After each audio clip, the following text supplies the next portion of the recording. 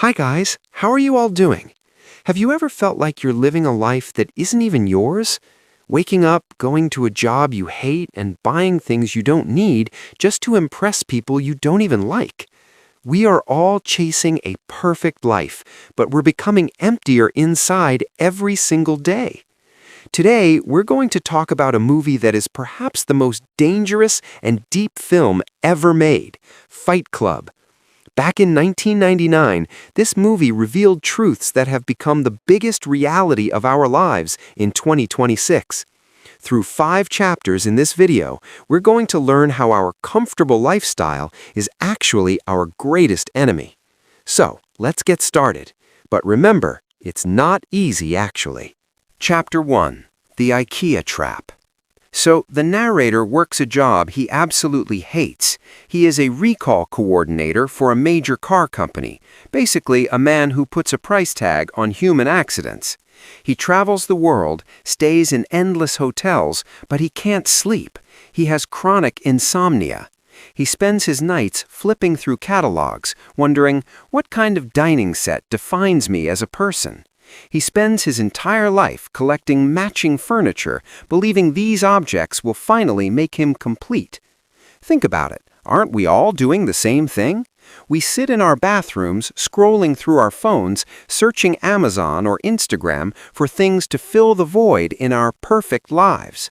We aren't humans anymore. We've become consumers. But then an explosion happens.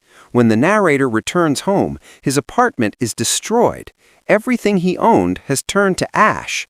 In desperation, he calls Tyler Durden. Tyler hits him with a truth that feels like a slap to all of us. The things you own end up owning you. It means the things you buy eventually turn you into their slave. Tyler explains that as long as we are attached to these things, we can never be truly free. We live in constant fear of losing them. This is where the foundation of Fight Club is laid. The narrator realizes that until his apartment burnt down, he was just a living corpse collecting furniture. True freedom only comes when you have nothing left to lose. But letting it all go, it's not easy actually. Chapter 2. The Insomnia of Modern Life. The narrator can't sleep. He has chronic insomnia. He says, with insomnia, nothing is real. Everything is a far-off copy of a copy of a copy. He is alive, but he isn't feeling anything. He has become a machine that just goes to work and comes back home. He is so numb that he feels like a ghost in his own life. He goes to a doctor and begs for sleeping pills, but the doctor refuses. Instead, the doctor mocks him and says, if you want to see real suffering, go to the testicular cancer support group. The narrator starts attending these groups where people are actually dying. In these meetings, he lies and says he has cancer too. When he sees the raw, real pain of others and hears them cry, he finally feels peace. Why? Because these people have no tomorrow, so they are speaking the truth today. For the first time in months, he finds the comfort to sleep like a baby. But then Marla Singer walks in. She is a tourist just like him, someone who lies to attend these groups for free coffee and emotional release. Seeing her scares the narrator because she is a mirror reflecting his own lies. Because of Marla, his peace is shattered and his insomnia returns. This restlessness leads him to meet Tyler Durden on a plane. Tyler asks him a question that hits our modern social media lifestyle like a punch. If you could be anyone, who would you be? We all want to be someone else because deep down we hate ourselves. When the narrator returns home, his perfect IKEA apartment has exploded. Everything he owned is gone. Now he has 2 choices: start crying over his lost stuff or call Tyler. He calls Tyler and they meet at a bar. Tyler tells him that in our world, self-improvement is just a drug, and the real path is self-destruction. He says, hitting bottom isn't a weekend retreat. You aren't truly free until you are ready to lose everything. They start fighting in the parking lot. For the first time, the narrator feels alive. He didn't need furniture, he needed the feeling that comes from real pain. This fight was the birth of Fight Club, but finding life through pain is not easy actually. Chapter 3. The Rules of Rebellion. After the fight in the parking lot, the narrator moves into a dilapidated, rotting house with Tyler Durden. This house is the opposite of his IKEA apartment. It's dirty, it's broken, but it's real. People start noticing them fighting, and instead of stopping them, they want to join. This is how Fight Club is born, in the basement of a bar. Tyler stands before the crowd and gives the famous laws. The first rule of Fight Club is, you do not talk about Fight Club. The second rule of Fight Club is, you do not talk about Fight Club. But why the secrecy? It's because Fight Club isn't a sport. It's a secret society for men who feel castrated by modern society. These are the men who pump your gas, wait on your tables, and fix your cars.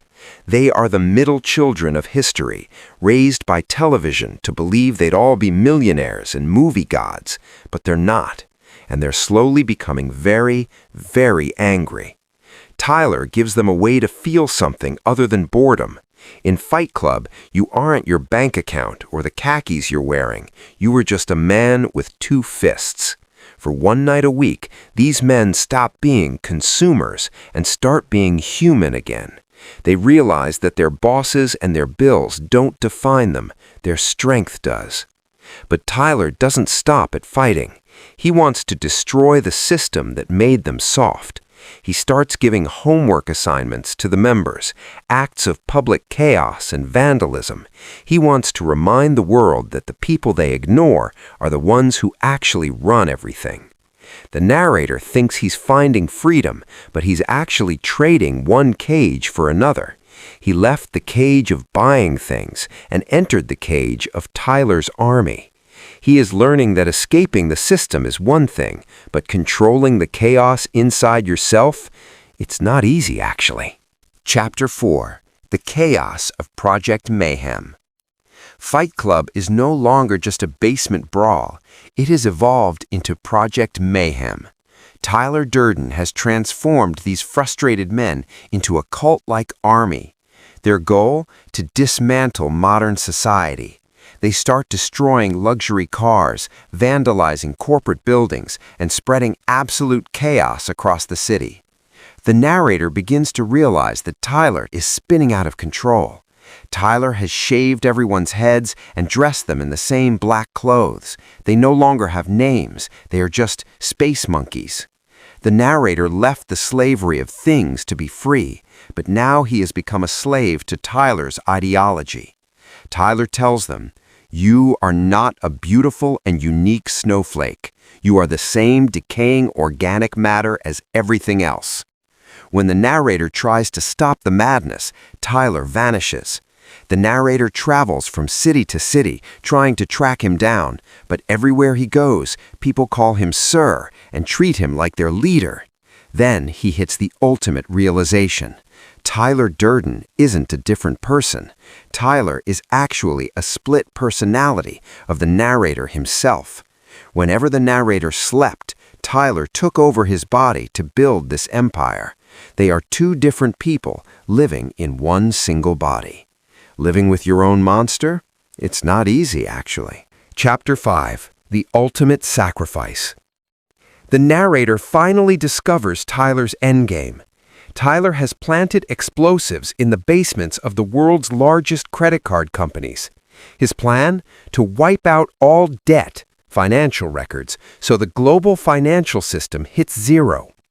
He wants the world to restart from scratch, back to a primitive state. The narrator meets Tyler on the top floor of a skyscraper. He tries to shoot Tyler, but Tyler is just a figment of his imagination. You can't kill a thought with a bullet. Tyler pins the narrator down, forcing him to watch the destruction of his own world. The narrator finally understands that the only way to kill Tyler is to kill the part of himself that Tyler lives in. The narrator puts the gun in his own mouth and pulls the trigger. The bullet passes through his cheek. He doesn't die, but the Tyler in his mind is killed. Tyler disappears. The narrator is left standing alone, bleeding, but for the first time, he is truly free. Just then, Marla arrives. They stand in front of the massive window as all the surrounding buildings begin to collapse. The world is changing. The old system is falling. The narrator takes Marla's hand and says, "You met me at a very strange time in my life." The movie ends, leaving us with a powerful lesson. We all have a Tyler Durden hidden inside us, a part of us that wants to run away from this system. But true freedom isn't about destroying everything around you. It's about finally recognizing who you really are. That's it for today. If this video changed how you see your life, my job is done. Understanding the trap is one thing, but breaking free, it's not easy actually. If you liked this, subscribe for more. Tell me in the comments, are you still a slave to your things? See you in the next one.